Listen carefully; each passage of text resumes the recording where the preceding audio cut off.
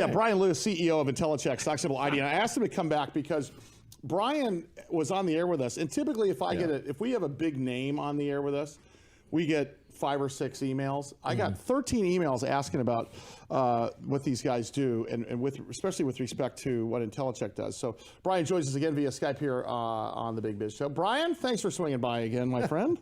Thanks for having me back. You almost had to have me interview you. No. So. Well, listen, when we started the show, I got pulled out for a bigger name. That's how it happens. Okay, so here's my question for you. The last time you were on the air with us, we talked about identification, authentication. Yep. And so I start talking to, since we do talk radio here in San Diego for a long time, I'm familiar with the chief of police, very familiar with the chief of police. I too, but for different reasons. Continue. I talked to the mayor. I went to dinner with the mayor on Saturday.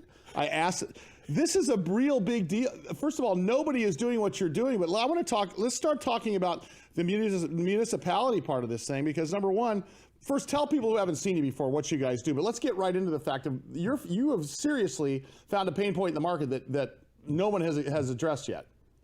Yeah, so the number one thing that we do is we will authenticate with near certainty that a driver's license or state ID is in fact real, as opposed to, literally the fakes that we get from law enforcement when they confiscate them using our application. It's a massive, widespread problem that is causing identity theft and also giving access to age-restricted products to underage kids.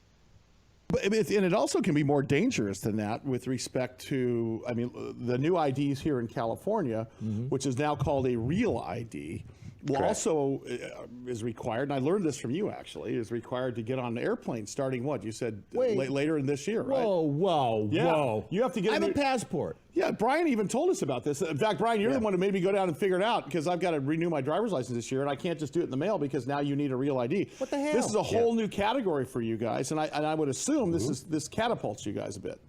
Yeah, because the real ID really has a lot to do with, a little bit more changes to the plastic that your driver's license is printed on, and then things that you have to do to prove who you are when you're actually going to get your driver's license. The problem is the bad guys have the plastic, right? So they can print it, and then all they need to do is print the barcode on the back, this portion right here. They need to just print that so that it scans and follows a standard format that isn't what each state does. And if you don't know what each state does, you're going to get fooled. And all the websites, all of them advertise that they will scan. They pass the UV and the backlight test. They brag about how good their plastic is with all the holograms and every bit of safety, things embedded in it, the microprinting, the type of plastic used. They have it. Well, this is a bit like when they make new money with all the different microfibers and everything else, right? It's sort of picture, hold it up to the light. But that works for money, but that doesn't work for plastic, though. And tell us why. Tell us what the difference is here, Bryan, because you guys are adding a bit of a secret sauce here that they can't do with the U.S. Mint. Right, so the secret sauce is knowing exactly what each and every one of the 250 valid jurisdictional tables for all the different state IDs and driver's license that are still good today and will be for years, knowing exactly what they are so that we can catch the fakes. And when law enforcement uses our product, when they're going out looking at bars and restaurants and vaping stores, they find almost 7% of the IDs that they scan are fake. We see in the retail industry, we're stopping somebody from using a fake ID to steal an identity on average every 90 seconds. So this is a massively prevalent problem.